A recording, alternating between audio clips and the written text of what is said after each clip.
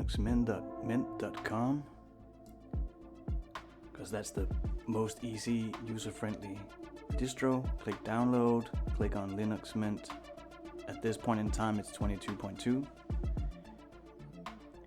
There are at this point in time 3 different versions of the distro.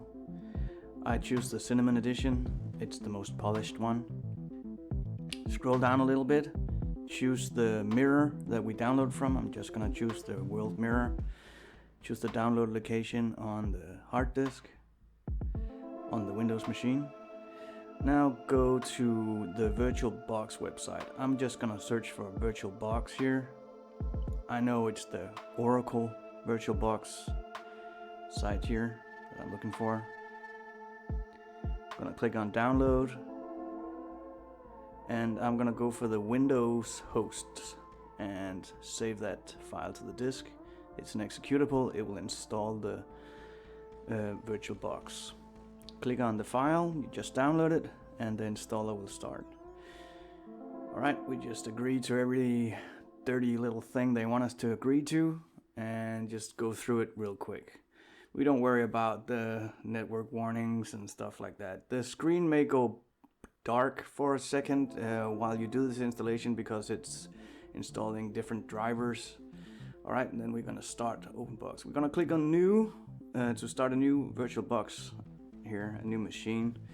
I'm gonna call it Linux Mint because then the machine will automatically guess what kind of settings I want here. And then I'm gonna choose the Cinnamon edition Linux Mint file I just downloaded in the beginning of the instructions.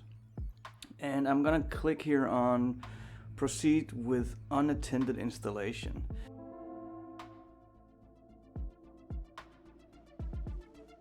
And then we just click start.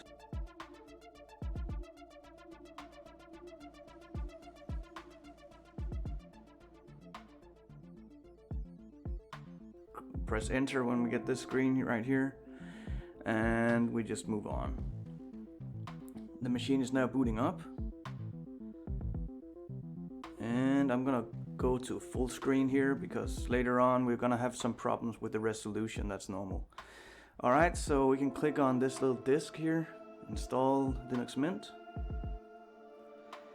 And again, we're basically just gonna go next, all the way through and put in the information that it wants first. I'm gonna click install multimedia codecs right here. Do that so you'll have no hassle in the future.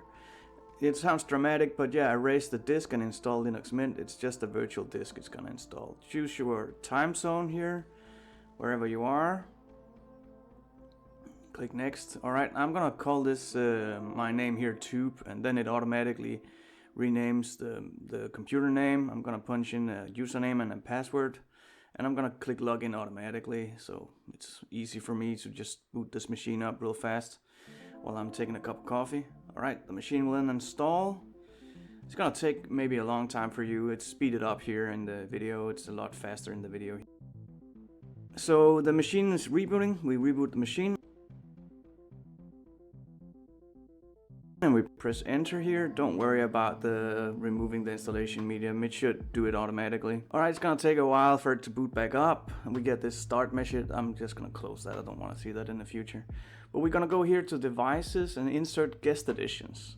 And we're gonna click run to that. And then type in the password we just gave in the installation. And it's gonna install these guest additions. And they're needed for fixing the resolution issue. As you can see now, it messes up the resolution completely.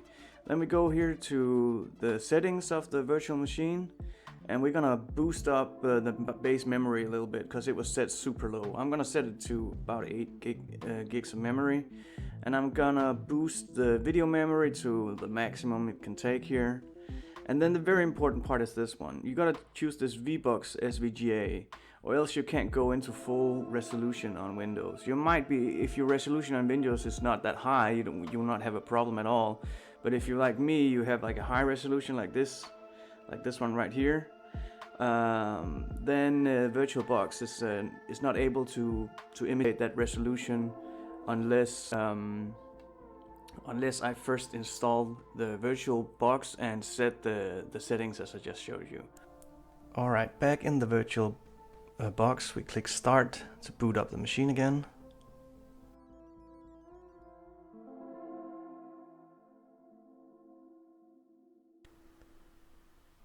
Alright, and here I go to View and click Full Screen. And if you want to exit full screen mode, you can click on the right control key plus F. Alright, and here you can see that it's now using the entire resolution that I had on my Windows machine. So that's all. I hope you enjoyed and hope to see you back in the next one.